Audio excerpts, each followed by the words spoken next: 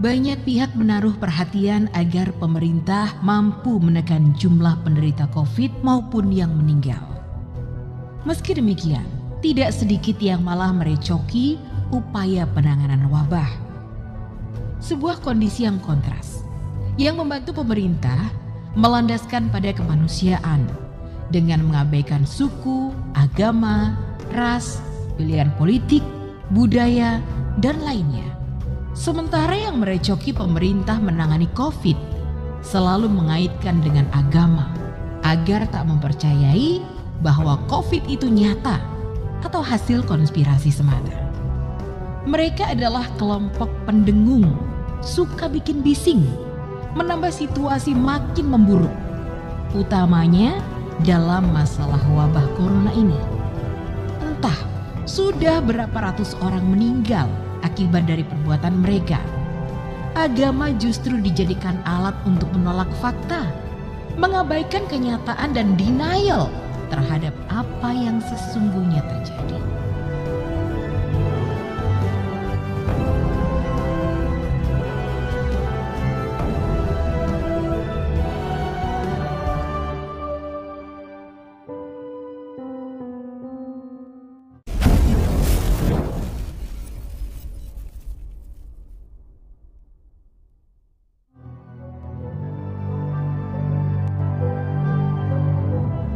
Padahal pemerintah sudah menghabiskan anggaran triliunan rupiah menekan laju COVID. Sudah banyak pula pihak swasta membantu pemerintah, misalnya sebut saja Andaro, Maya Pada Group, CT Group, Asta Group, Brand Wardah, pengusaha yang tergabung di Kadin dan Yayasan Buddha Suci memberi bantuan cukup besar. Kita tahu siapa para pemilik perusahaan ini, dari etnis apa agamanya, namun mereka meletakkan kemanusiaan di atas segalanya. Tidak peduli siapa yang menerima bantuan, apa agamanya, apa sukunya, yang penting banyak nyawa masyarakat Indonesia dapat ditolong.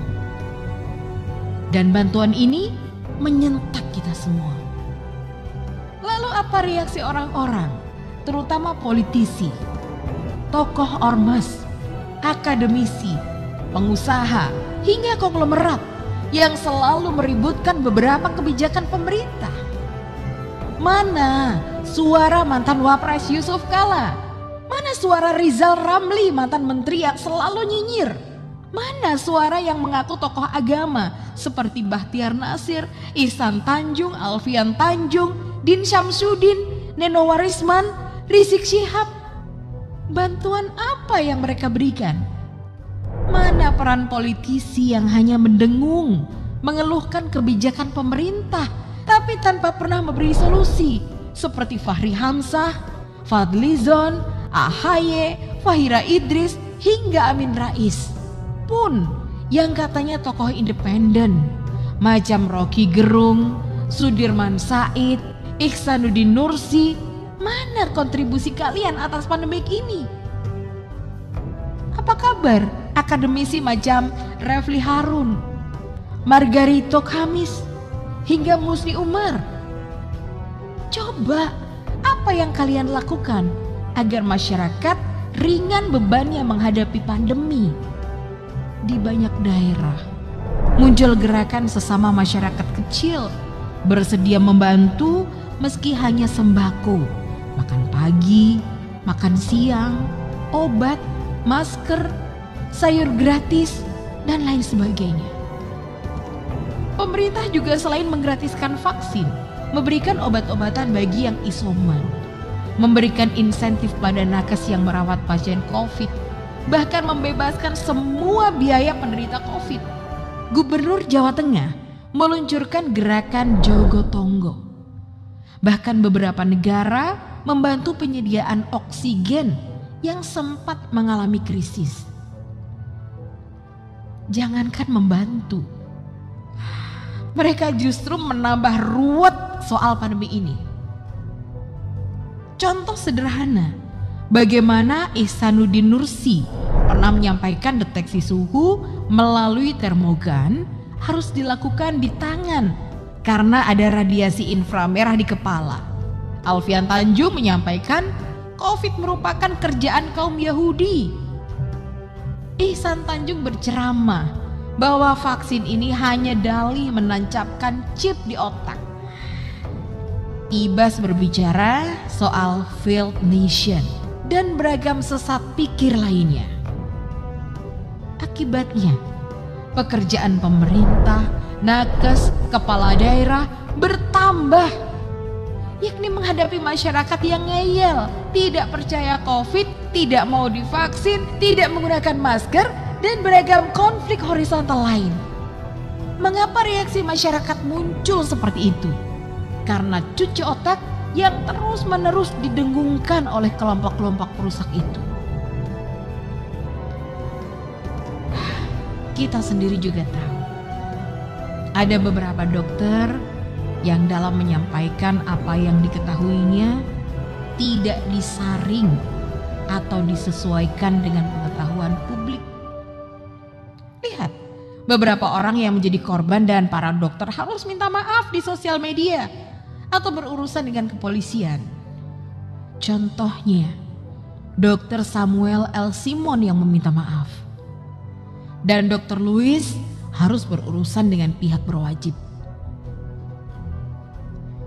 Salah satu anak korban, ayahnya meregang nyawa karena mempercayai hoax. Mulai dari hoax, setiap masuk rumah sakit akan di-COVID-kan.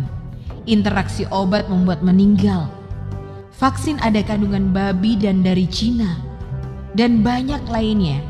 Gara-gara sering berseliweran berita ini di grup WA dan Facebook, Papa jadi percaya hoax-hoax ini. Ungkap Helmi Indra, anak yang ayahnya telah tiada karena hoax dokter. Yang paling parah tentu saja gerombolan orang yang tak paham medis namun mengaitkan kesehatan dengan agama. Tidak berhenti di situ. Mereka mengkorelasikan vaksin dengan konspirasi dunia. Video Ihsan Tanjung tentang hal itu menyebar kemana-mana. Ketika masyarakat kepayahan soal ekonomi, pemerintah berusaha menekan laju penderita COVID. Nakes hampir kehabisan energi mengobati puluhan ribu pasien yang bertambah setiap hari. Tukang gali kubur hampir tak berhenti memakamkan warga yang wafat. Para gerombolan itu tiba-tiba lenyap entah kemana dan tidak menampakkan batang hidungnya. Siapa mereka? Orang yang sejak Pilkada DKI 2017 ribut, menolak hasil pemilu dan Pilpres 2019, menentang pembubaran HTI FPI, demo selama persidangan Rizik Syihab dan berbagai peristiwa politik lainnya. Anehnya, saat pandemi begini dan masyarakat membutuhkan kepedulian dari sesama para pentolan maupun pimpinan 212 dan kami bagaikan hilang di telan bumi. Rasanya baru kemarin Gema 212 berasa sok-sokan paling mengerti negara ini. Tapi kemana mereka saat ini? Mengapa mereka hanya menyibukkan jika urusan terkait politik dan kekuasaan saja? Mengapa mereka tidak merasa harus melindungi sesama warga negara, bahkan umat mereka? Kemana pula para jagoan kami sekarang? Kok seperti kerupuk disiram air, melempem? Inilah saat yang tepat seharusnya bagi tokoh di Ormas 212 atau kami untuk menunjukkan bahwa mereka memiliki arti maupun sumbangsih nyata. Apalagi kepanjangan kami adalah Koalisi Aksi Menyelamatkan Indonesia. Apa yang sudah dilakukan? Penyelamatan seperti apa? Bagaimana wujud penyelamatan itu? Sudah berapa yang diselamatkan? Tolong Sampaikan ke Pak Gatot Nurmantio ataupun Din Syamsuddin sebagai presidium kami untuk segera menjelaskan apa saja yang sudah diperbuat selama pandemi. Rakyat, terutama masyarakat muslim, mestinya paham, mengerti, tahu bahwa aksi-aksi berdalih agama hanyalah kedok belaka. Mereka sejatinya hanya mengolah isu publik hanya demi nafsu syahwat mereka belaka, yakni kekuasaan. Percayalah, mereka tidak ada sedikit pun memikirkan umat, apalagi agama.